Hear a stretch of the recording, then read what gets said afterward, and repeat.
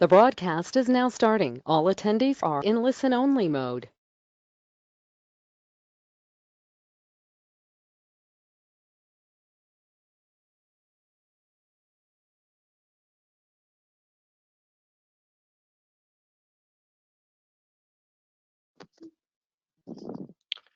Hi everyone, and welcome to today's webinar entitled Teen Pregnancy and SRHR in Africa, a youth webinar discussion which is being co-hosted by RIATT Eastern Southern Africa and Save the Children Sweden Regional Hub. Our webinar is a peer learning session by young people for young people, which aims to highlight young people's perspective and inform the messaging in SRHR programs and campaigns to prevent early and unintended pregnancies in the region. Thank you for joining us.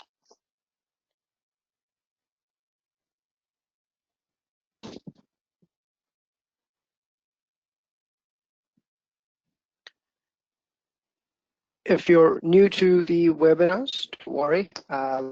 We have a slide which should be popping up round about now, which entails what you should do when you join the webinar. So a control panel should appear to the right-hand side of everyone's screen. And if you have any questions during any point in the question and answer session of this webinar, raise your virtual hand by clicking the hand icon. If you're more comfortable to type in your questions, there is a question bar where you would type your comments and questions in there, and it will be fed directly to me and to the other panelists, and I'll read out your comments or questions to the panelists during the discussion. If you've got to step out or if your connection goes shoddy, as it tends to happen with these things, don't worry, the webinar is being recorded and you can access it at a later time.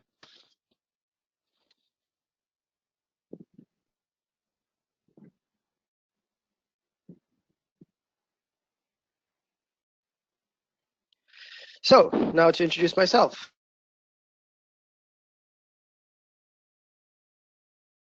I'm Levi Singh, your host, moderator, Africa Trust in Johannesburg, but I'm based in Durban. My contacts are on the screen, especially my Twitter handle.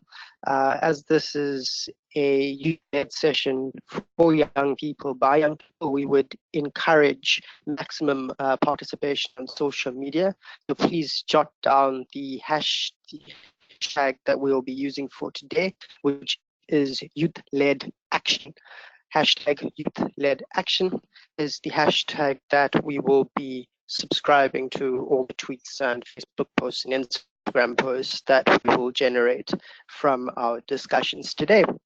The organizers had asked me to introduce myself with 5 words that describe myself, and this will then also be rendered to the other colleagues. But I will get back to that after discussing who co-hosts are. So our co-hosts for today are the Regional Interagency Task Team on Children and AIDS in Eastern Southern Africa, which is RIATT-ESA. RIATT is a unique partnership of organizations which, through an evidence-driven approach, RIATT-ESA influences global, regional, and national policy formulation and implementation for children and their families affected by AIDS in Eastern Southern Africa.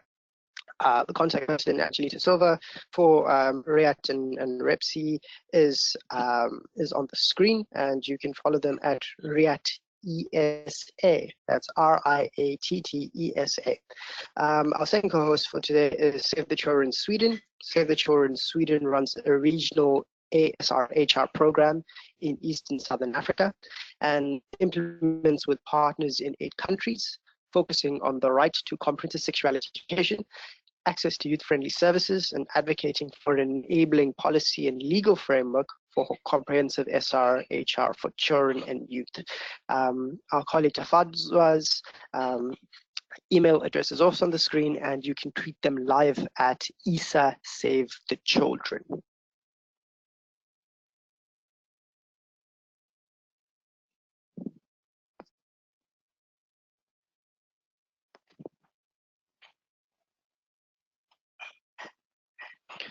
So today's agenda is currently being reflected onto the screen. I've welcomed everyone to the session, and I've introduced our incredible co-hosts and myself. Now I'd like to take us to the next step in terms of introducing our panels and our fabulous panelists who will be joining us and sharing their perspectives and incredible insights to inform today's discussion. So without further ado, can I start with introducing Shanine and taking it from Shanine to Fordia and then to Blessings, our fabulous panelists for today.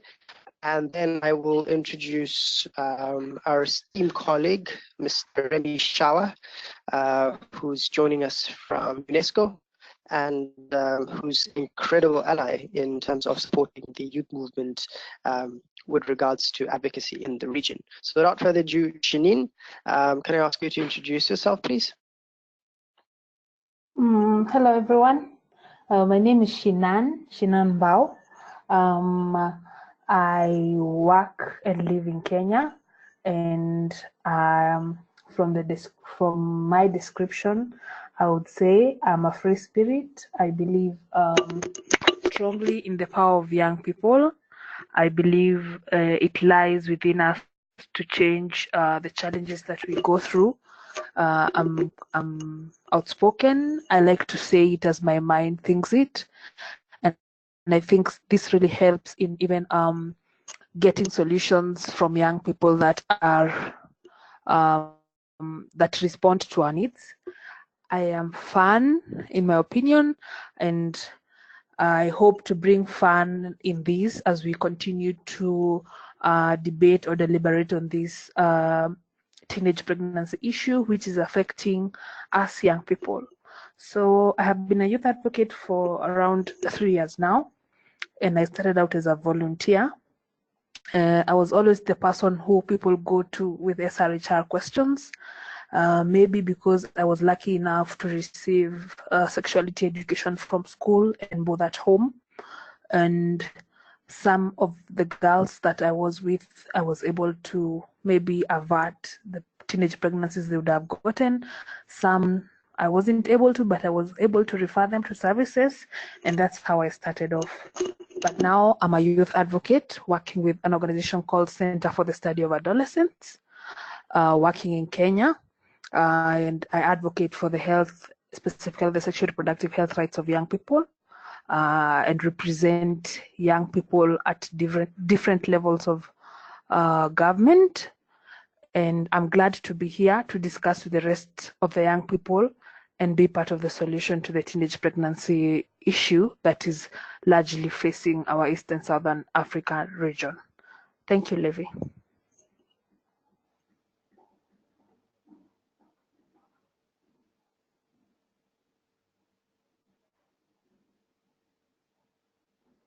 Please ask you to introduce yourself.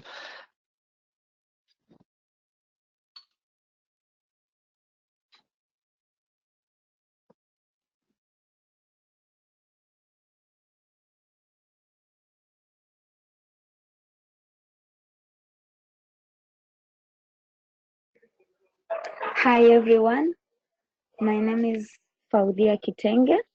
I'm a youth advocate from Tanzania, and my advocacy is based on youth and children with various disabilities. If I say like 5 words that describe me as a person, first, I'm an advocate. That's the first thing that I want people to describe me, because I want and I am the voice of those voiceless. Not because they don't have voices, but because maybe they talk, but nobody can listen to them. Based on the skills and the knowledge that I was equipped with, I can stand and speak on behalf and raise their voice when nobody can listen to them. The second thing that I would like the world to know about me is I'm proudly social worker. Social worker means that a trained person who can advocate for the well-being of people and assist them to solve their problems and meet their needs.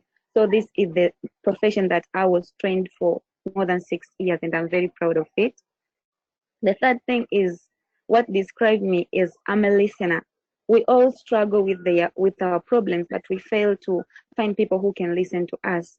But I found myself when I go and attend session, maybe providing counseling to people, I have this character, like I can listen to people. Listening is a cure, and talking is you talk like you solve your problem while you speak. So when you have somebody who can listen to you, it's like a relief. So I choose myself to be a listener because I see like it's something worth it. And also I'm a hardworking.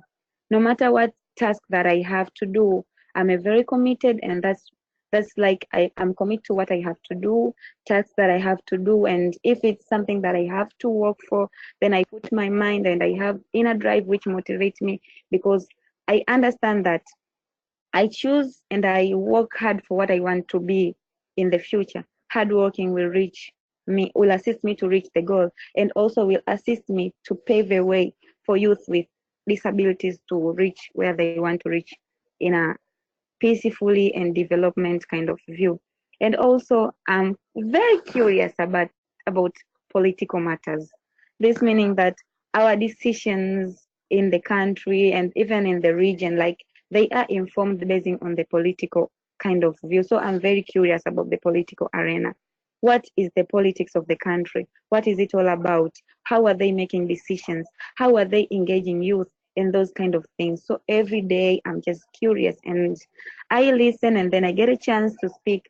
My intention is many youth with disabilities and even children. This is the group of people who are vulnerable times vulnerable, because first, they are vulnerable because they are young. And second, they are vulnerable because they are disabled. So because I'm equipped with knowledge and understanding, I want to advocate for my fellow or my colleague, because I know how it feels to be a youth with albinism, or to be a child with disability or any form of disability. Like you feel inferior. You can't say anything based on their discrimination and oppression in the community that we are facing in Africa region, I can say that. And many youth or children, especially the primary and secondary school with disabilities, people force them to engage into sexual intercourse without their permission and say that I'm doing a favor to dating you. So that thing was hectic. And I just choose, okay, I will put my mind, I will put my effort to make sure that I advocate for youth with disabilities, so that our today will be just here, but our tomorrow will be brighter and very developed compared to what we have now. So I'm very curious about this conversation. It's my first time to attend the webinar. I'm a youth advocate who work hand in hand with RIATT-ESA. So I'm very curious to hear it today. I know I would like to blog about this, and I will share it with my colleagues.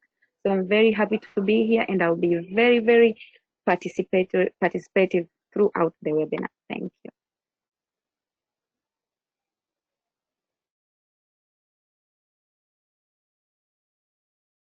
So much, Fordia, for that dynamic introduction and for the insightful lens in which you spoke about of advocacy. We will definitely be counting on your support in the next few months as your country, Tanzania, takes up the role of chairing SADC for the year 2020 and 2021, and we'll definitely be counting on you to be watching how meaningfully young people are being engaged. Last but not least, can we head to Blessing? Blessing, could you please introduce yourself and tell us a bit about your area of expertise and advocacy? Okay. Hi, everyone. My name is Blessing Chimombo. I'm a youth advocate based in Zimbabwe. I'm also a student at Great Zimbabwe University. I've worked with my peers as a peer educator for 3 years, educating my peers on how to access their sexual reproductive health rights. Okay, the best 5 ways that best describe me is I'm a girl who is innovative. I love trying new things, creating new methods, and introducing new ideas. For examples, I can introduce a new idea on how to reach out to those people who can't access sexual reproductive rights. Also, I'm also a girl who is motivated. I'm very motivated and I love doing what I do. I love educating my peers on their sexual reproductive rights. Also, I'm flexible. I'm not rigid. I am able to adopt challenging circumstances and find workarounds that no one else can see. The fourth one, I'm hardworking. I put a lot of effort in whatever I do. Whenever I'm educating my peers, I make sure I put a lot of effort in whatever I'll be doing. And lastly, I'm persistent. Also, I've worked with many organizations which worked with youth concerning their sexual reproductive rights. For example, Youth Advocate Zimbabwe, which works with youth with disabilities, youth with young mothers, and youth out of school, to mention a few. Thank you.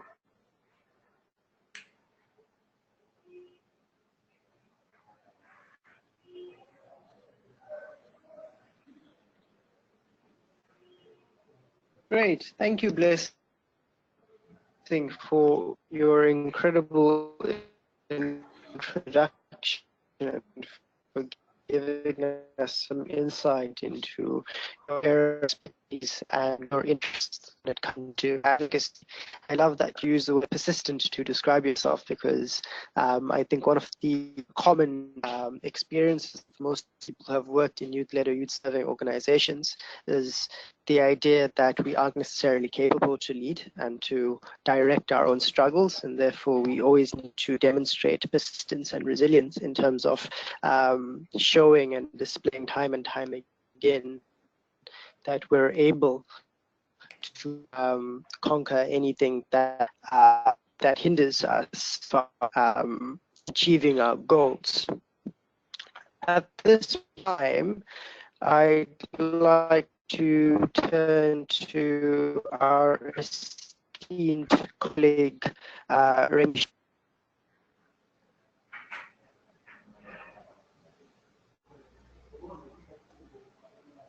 Thank you very much, Levi, and thanks, colleagues, for the introductions.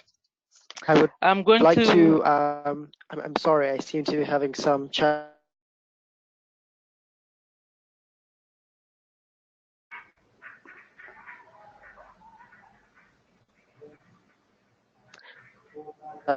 All right. Levi, you are breaking, so. Remy. All right. I'm going to briefly talk about the early and unintended pregnancy campaign, and I will try to skim through this presentation so as to give much time to the conversations. The good part is that you will have access to the presentation and the slides. So this is a social and behavioral change campaign that is aimed at addressing early and unintended pregnancy in Eastern and Southern Africa. And for the purpose of this presentation, please allow me to use the acronym EUP when referring to early and unintended pregnancy. This is a campaign which is being led by UNESCO, UNFPA, SAFEDS, and Save the Children, and it's being hosted under the umbrella of the Young People Today, which is the flagship campaign of the ESA Ministerial Commitment on CSC and Sexual Reproductive Health and Rights Services. We have solicited a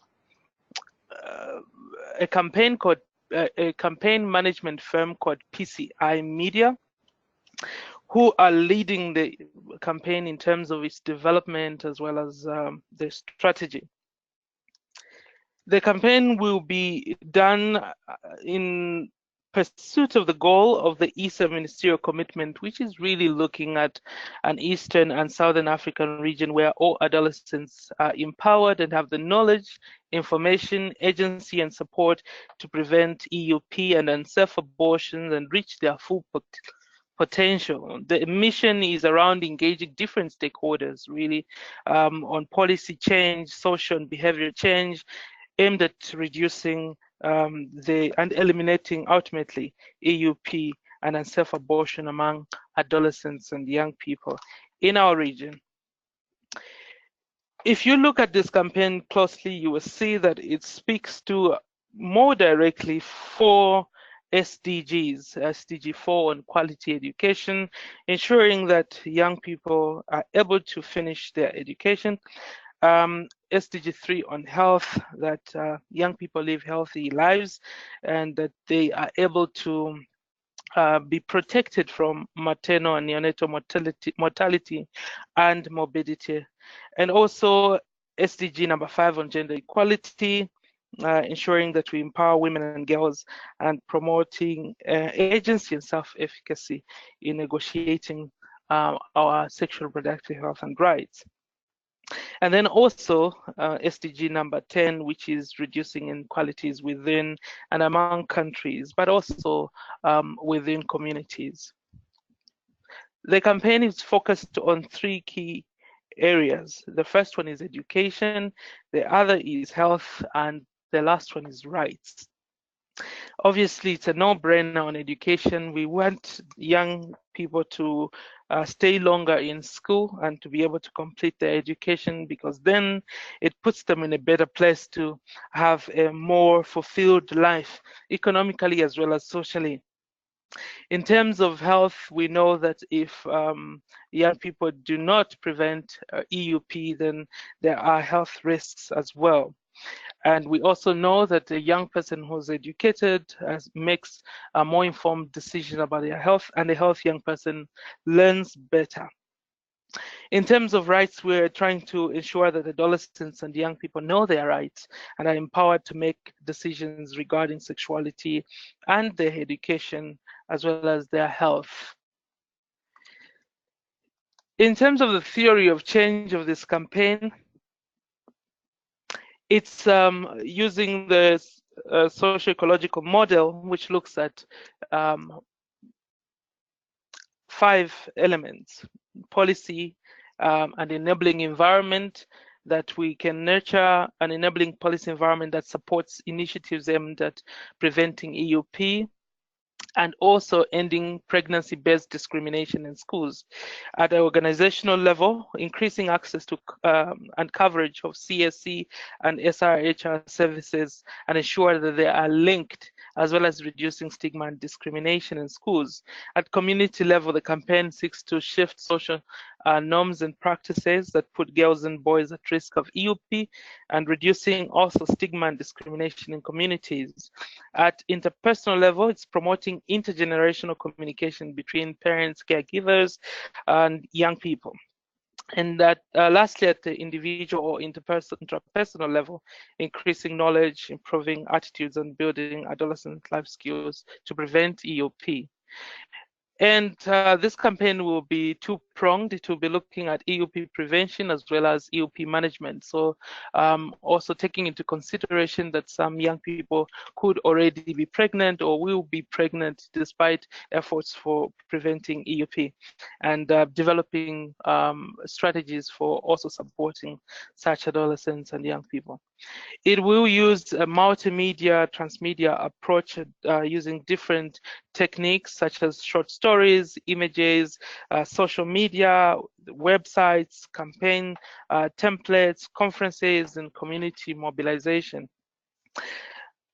The organization PCI, which is leading the development of the campaign, is working closely with a youth organization called the International Youth Alliance for Family Planning, and that's the one that's bringing some of the youth voices, especially at the grassroots.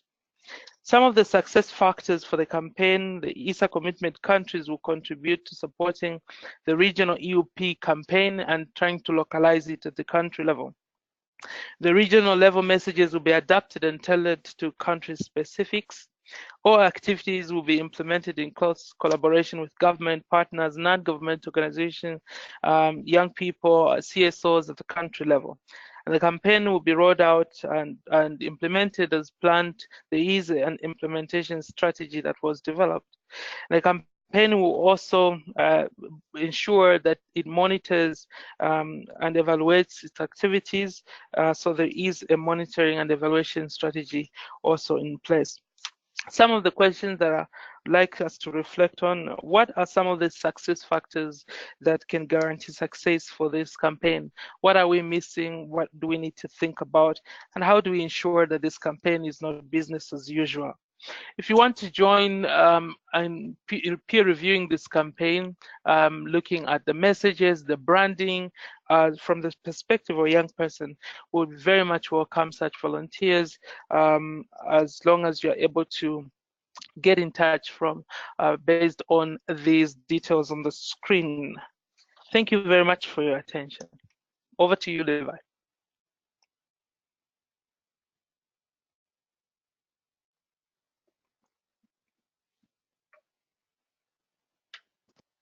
Remy, thanks so much for your brief presentation and for bearing enough time for us to have a comprehensive discussion on the campaign, as well as to explore some of the further opportunities that some of the young people on the call, as well as members in the audience, may have to interact with the campaign across the region and within their respective countries. Thank you so much for being succinct. At this moment, I would like to open up question to our panelists with regards to their reflections and their thoughts and their feelings with regards to Remy's presentation, and to ascertain how they, as young people from their respective countries with relatively high levels of early and unintended pregnancies, feel about the current framing of the campaign and some of the gaps or opportunities that may have occurred to them in viewing Remy's presentation.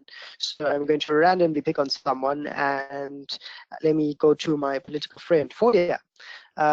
You've just seen Remy's presentation, and you've heard him speak quite eloquently and elaborately with regards to how the campaign is centered around engaging young people. It's even gone to the extent of having a youth-led organization come on as a partner. What are some of your thoughts and feelings with regards to the campaign and how it would look like actually being rolled out on the ground in, say, Tanzania? Fodia? Thank you, Levi. Like, the campaign sounds very great. It has a lot of things in it, and basing like it captures things like education and all those things that are priority for young people in every country, specifically in Tanzania. I'm just putting it like there are many things that roaming around my head, like how is it going to be? But because in Tanzania we have this kind of restriction, like you cannot talk about condoms in schools. You cannot talk about, there are things that are strictly prohibited in primary schools, and we see that there are students from primary schools who are getting teenage pregnancy, and they are affected with you get pregnancy and there's no way you can go back to school unless you find a private school and then you go to study.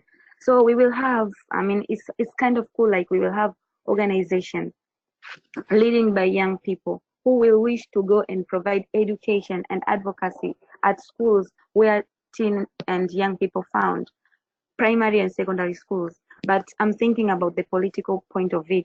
Although it's allowed for organizations to raise awareness and do campaigns all over the country, but to talk about the use of condoms and other sexual reproductive things in schools is a little bit challenging. So I was like, Remy finished to speak and I was trying to internalize how is it going to be applicable in our country. But the idea of the whole campaign is really good, and it's very good. So maybe if you can give me some time so that I can just think a little bit and then come back to you, Levi.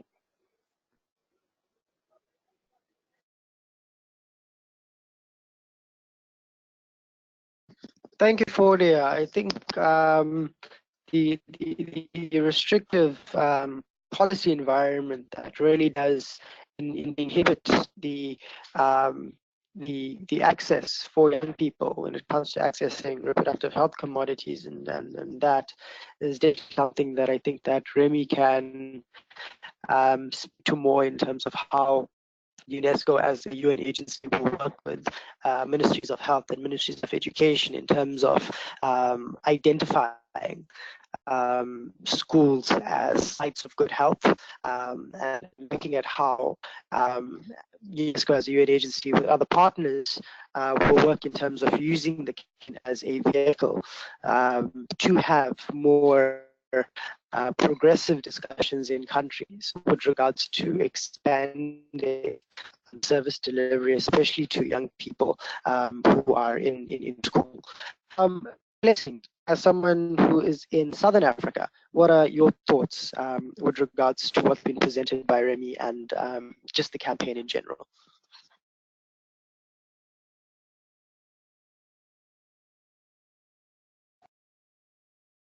Sorry, Leslie, can you come again on your question?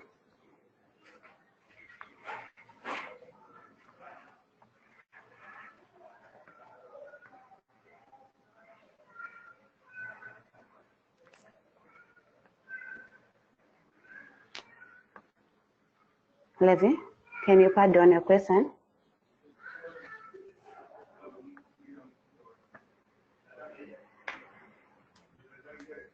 Can you hear me, Blessing? Yes, I'm hearing you. Can you pardon? Blessing, can you hear me?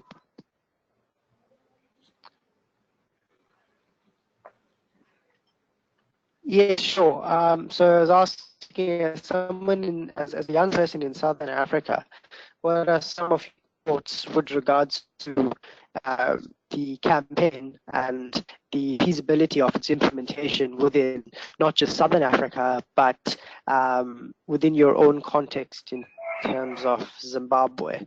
Do you have any insights or Remy and the audience's consideration?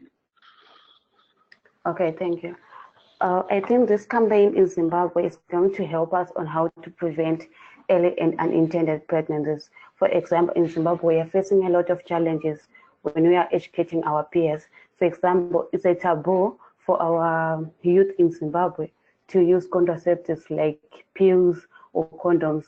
Condoms are associated with being active in sexual activities, of which our parents or even our church leaders don't accept us as youth to be engaged in these sexual activities.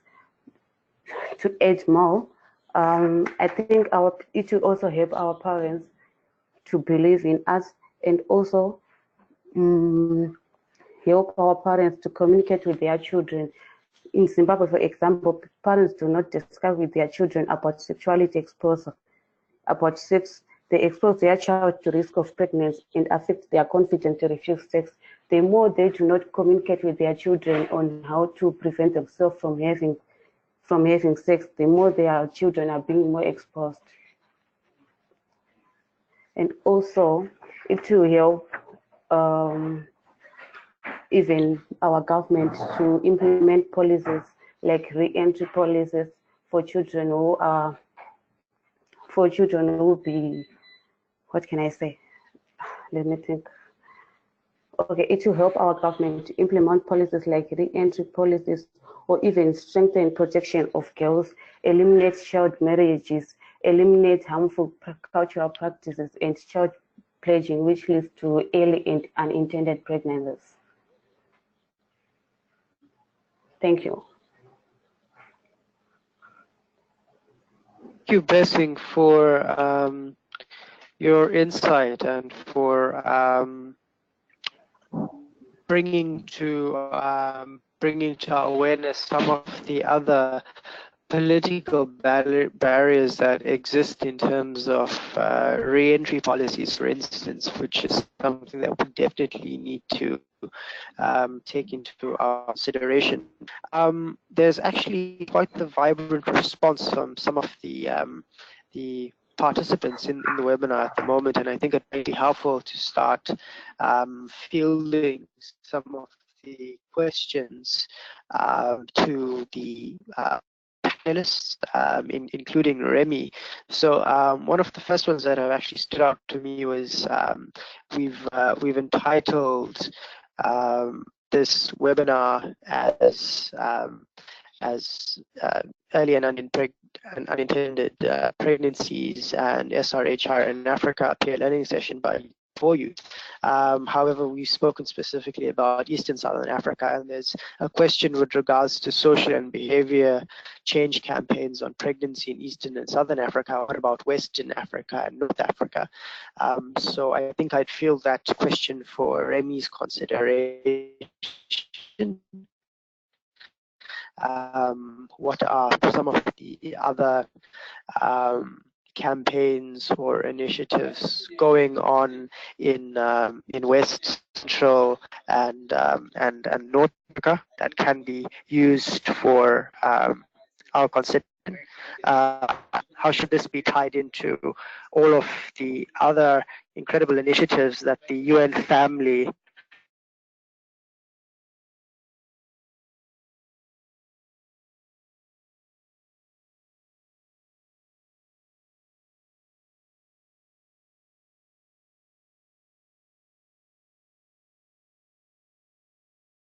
as a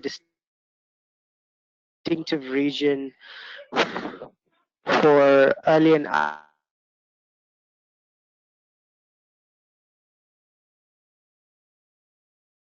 unintended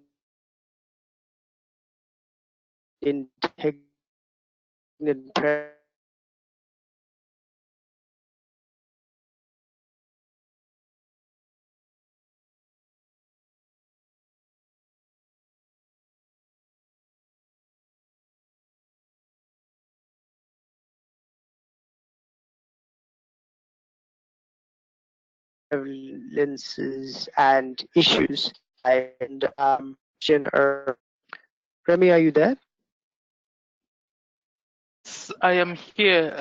Levi, you were breaking for the most part, but I think I did get some of the questions, and I'm happy to speak to them.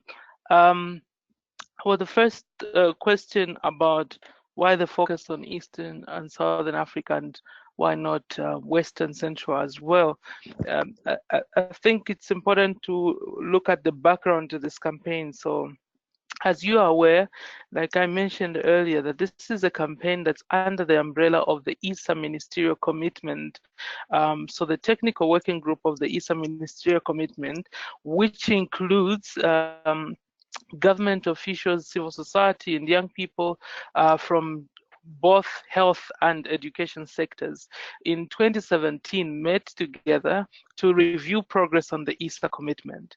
And they realized that one thing that was really lagging behind in terms of the targets, the 7 targets of the ESA ministerial commitment, was actually earlier than intended pregnancy. So there was an agreement that, first of all, UNESCO should do a situation analysis to look at the status of EUP in the region, and then second, make recommendations for a regional-wide campaign. So that's why it's framed as a campaign for Eastern and Southern Africa, because it's under the umbrella of the ESA, Eastern Southern Africa Ministerial Commitment.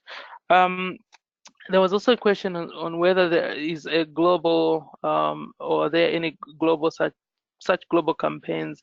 I would like to mention one which was launched beginning of the year, which is a global campaign on comprehensive sexuality education. It's called A Foundation for Life. So what we are doing is to sort of plug into that global campaign for other regions that are focusing on different aspects of CSC. And for this region, we are also focusing, among other things, the role that CSC plays in reducing earlier than intended pregnancy. So it's sort of making a case for CSC. And there was a very important point that was raised by Fuldia from Tanzania, one of the panelists, and that was around the policy environment that is not conducive for implementing such a campaign. I think I agree with you that yes, it is difficult to do this work in quite a number of countries at the moment. And that is the reason why we need this campaign. This campaign does not target young people alone. It targets policymakers as well. It targets teachers, health workers. It targets parents. It targets the media.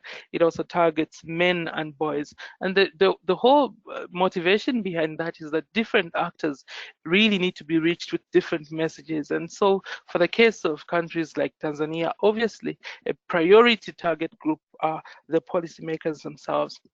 And we're also trying to reach as many champions as possible. These are champions who are ordinary men and women, ordinary boys and girls in communities, within government, within the schools, to then come forward and also support the campaign at that scale. I saw there was another question, I think from someone in Kenya, that they had contributed recommendations to the branding of the campaign and wanted to get some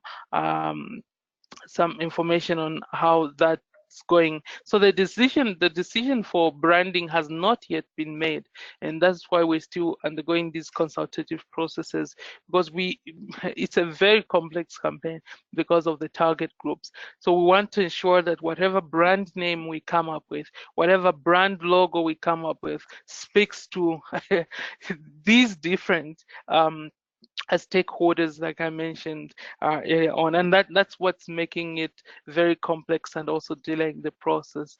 But at this time, really any ideas are absolutely welcome. We want a campaign that will be very simple to understand, that when you see it on a billboard or you see it on TV, without going much into detail, you're able to know what this campaign is about. And that's been really a challenge. I can confess to that.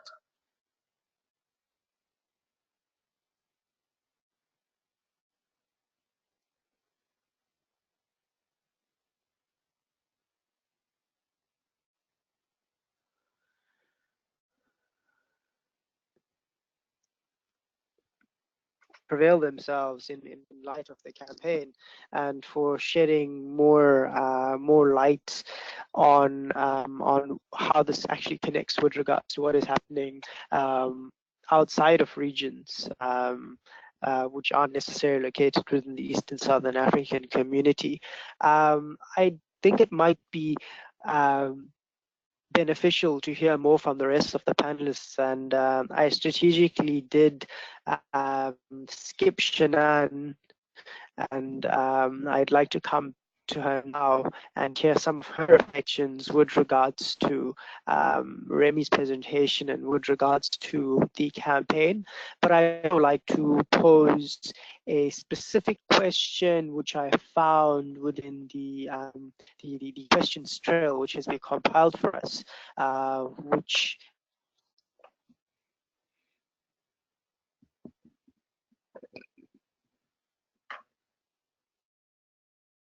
is quite specific in nature, which asks if a pupil, I think that this is the worry amongst most parents. So to our young panelists, what are some of your reflections with regards to this specific observation?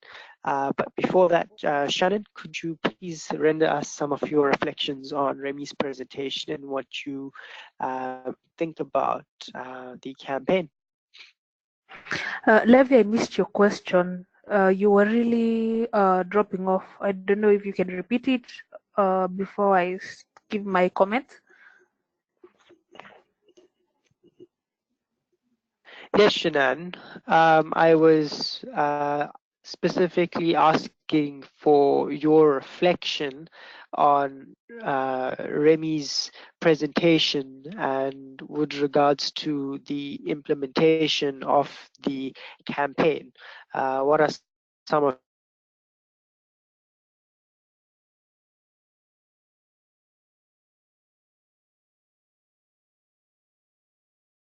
your thoughts and some of your insights?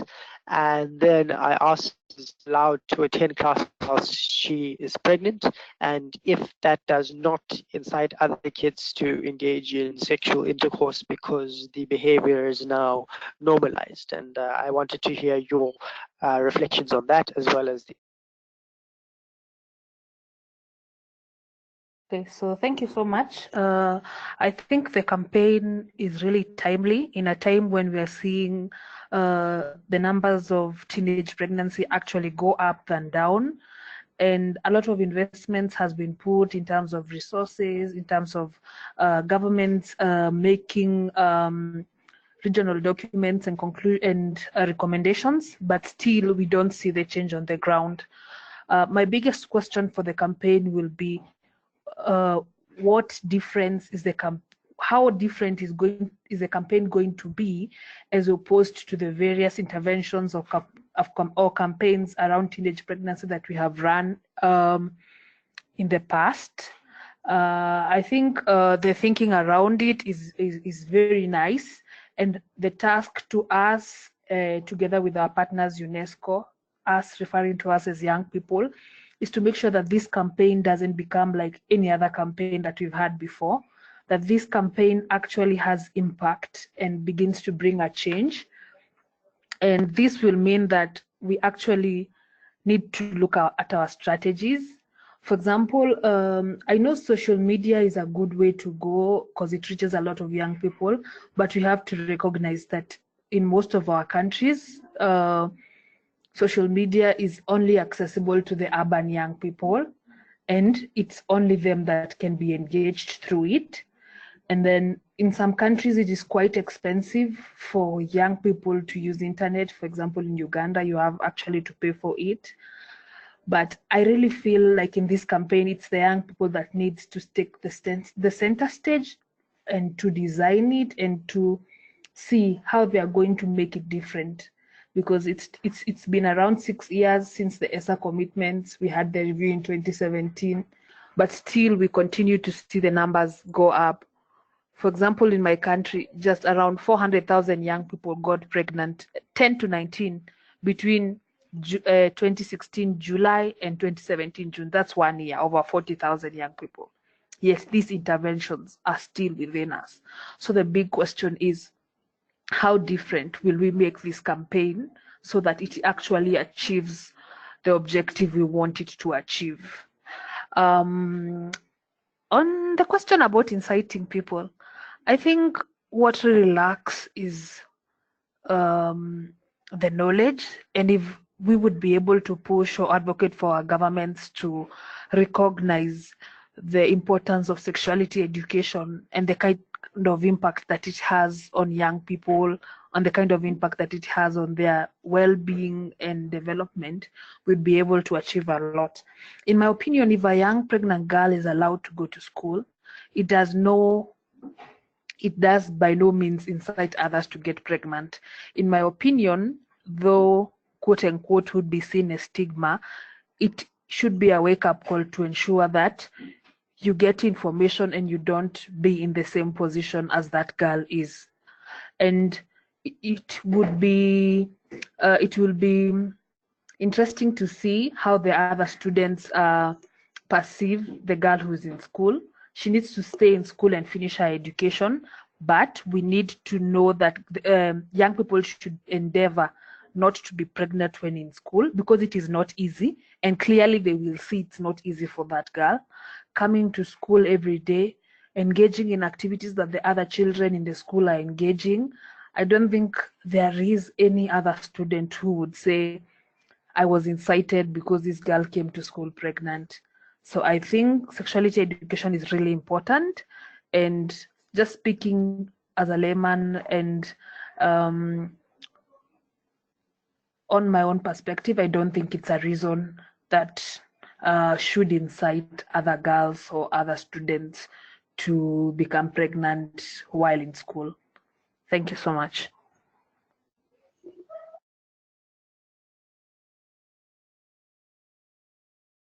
Thank you, Shannon. I don't think you've spoken as a layman. I think you've spoken as an expert of your own reality. So thank you for sharing your insights. Blessing, Fordia, would you like to weigh in on that before I open up to the panel to give the final reflections? Thank you, Levi. Can you please rephrase the question and then we can come on top of that?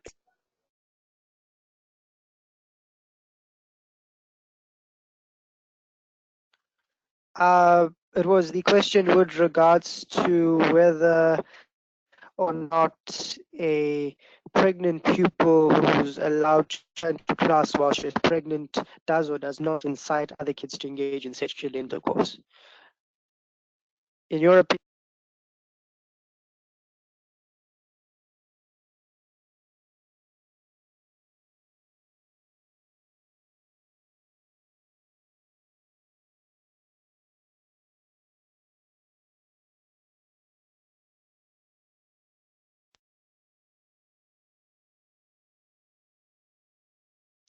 Claudia, are you there?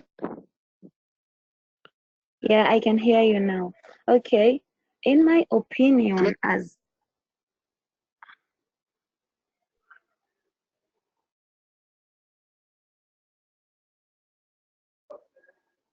Levi, can you hear me?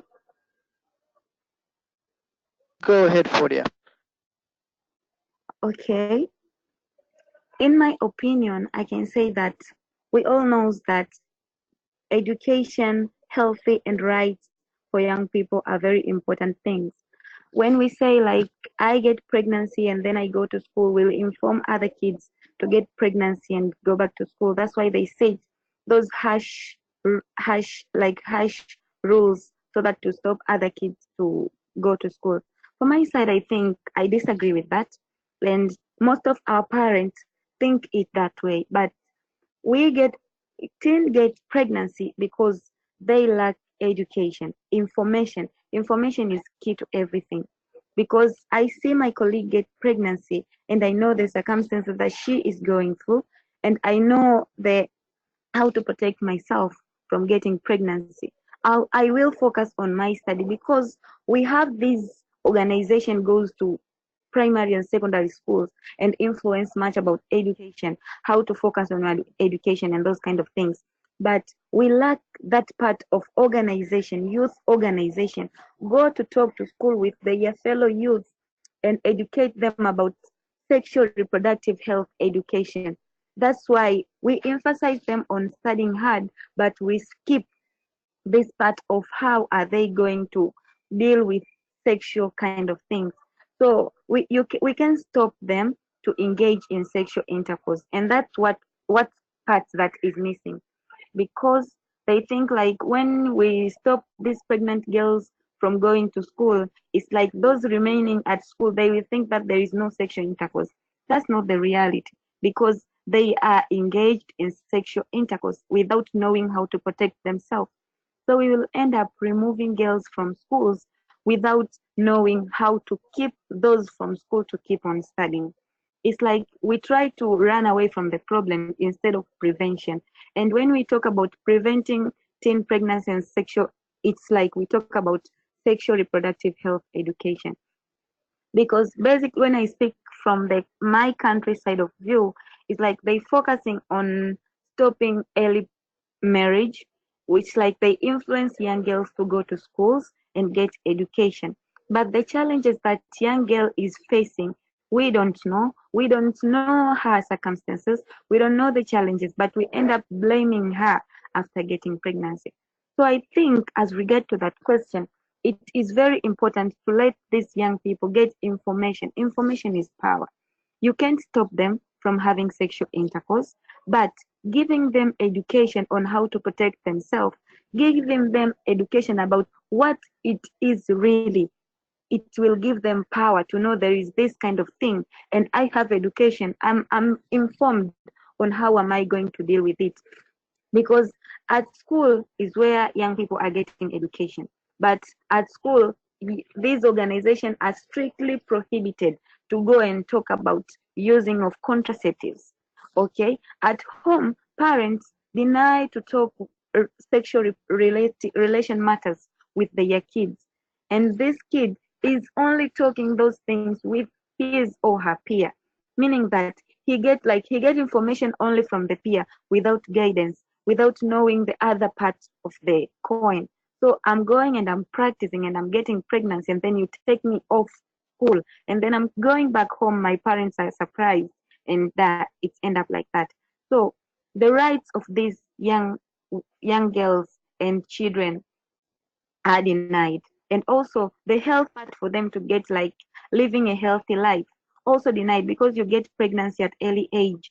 Many young people lose their lives because of delivering process and death process. Who cares? Nobody cares. We focus on emphasizing on going to school, but we deny this kind of education. Education is like they learn curriculum and school activities, but also we have to learn other social related matters, because when we learn about social related matters, we will be preventing them from getting pregnancy. At the same time, we will equip them with education, like they sit with their peer, they will have a lot of things to share, not like only that part of enjoying sex, and at the end of the day they end up getting pregnancy, they lose their destination focusing, and they end up being maybe girls at home without education, without a focusing. So I think this campaign is very, very good. And if, as Remy said, like it will go and focus on political leaders, policymakers, teachers at schools, ministers in their countries, I'm just looking at it in a very positive eye if it is well implemented, because it will focus on equip young people awareness on what it is really, instead of covering it with a lot of things. Like we are talking about sexual reproductive health, but we cover it with a lot of things.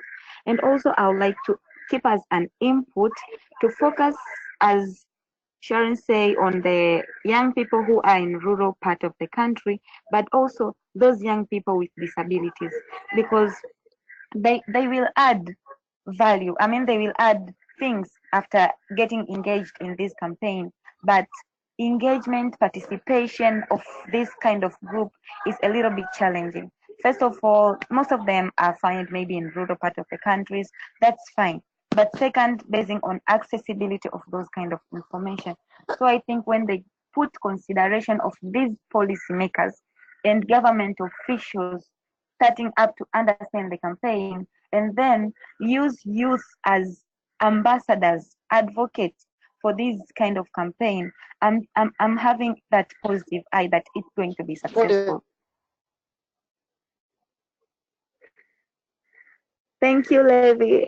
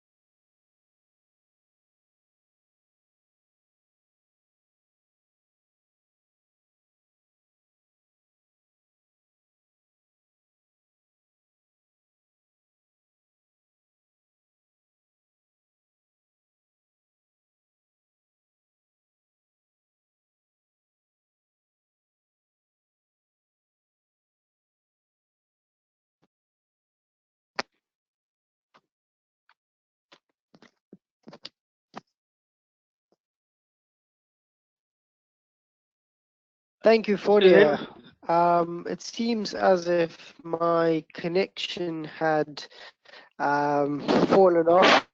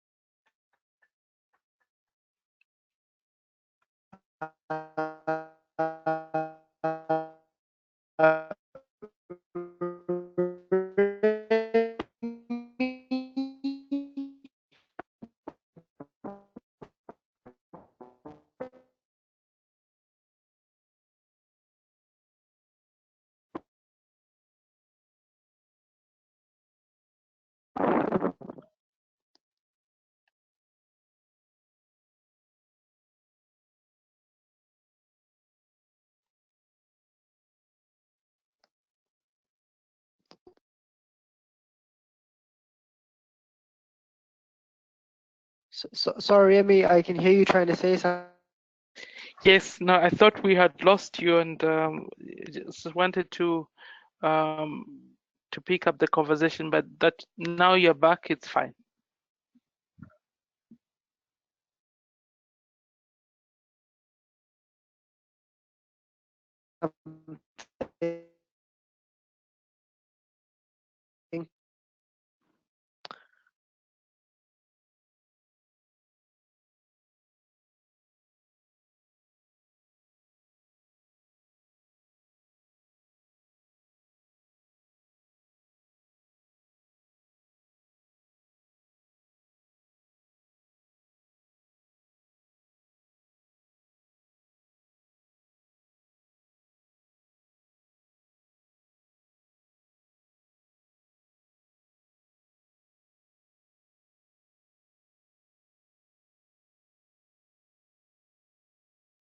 All right, colleagues, it seems we've lost Levi, our moderator, but this has been really a very important and informative conversation. And I think some of the things that I've picked from this conversation, one related to the need for us to address some of the legal and policy barriers that really make EUP to be such a big problem. So ensuring that young people have access to prevention of EUP, that means contraception and other SRHR services and tools, and that these are provided in a non-discriminatory and youth-friendly manner. Speaking to issues around access to condoms, I've seen, is it Tapang from Lesotho who said currently there's a debate in Lesotho around issues of condoms and why condoms are free and sanitary pads are not. And I think both of those are very essential things that need to be provided for young people. Moving forward, and I saw somebody ask how this campaign will be youth friendly. I think that the campaign does not need to be youth friendly. It just has to be youth led, because there's no way that this campaign is going to be successful unless it is led by young people and that it speaks to the issues of young people. And that means maintaining a balance between trying to change policy, trying to reach teachers, trying to reach parents, but also bringing out the aspirations of the young people and adolescents themselves who know what they are experiencing. Another element that hasn't been brought out in this conversation, but which we found in the situation analysis, was the issue of poverty. That poverty in and by itself is a driver of early and unintended pregnancy. So I think a bigger element as well of this campaign would need to address issues around advocating for the young person to be self-sustainable, economically self-reliant, to have agency, and then be better placed to make decisions that are informed as far as sexual reproductive health is concerned. So thank you very much. Colleagues, and thanks so much to the hosts for really bringing forth this conversation. And I hope that we can continue to engage on the hashtags that were given earlier by Levi, and also on other channels that were given through their presentation.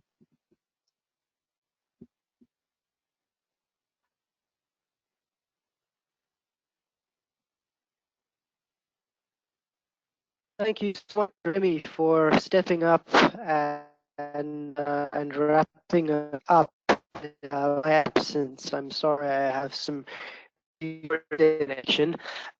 Thank you to the panelists, thank you again to Remy for joining us, to the audience for your incredible participation, to our sponsors and hosts, RIATT and Save the Children. Thank you so much for your time, effort, and energy, especially to ensure this happen.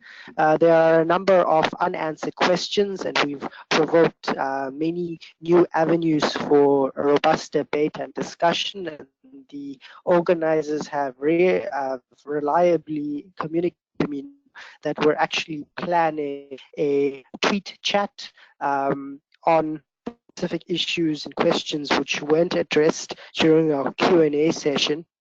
So please look out for further information about this from the organizers, and do be sure to keep the conversation on our hashtag youth-led action.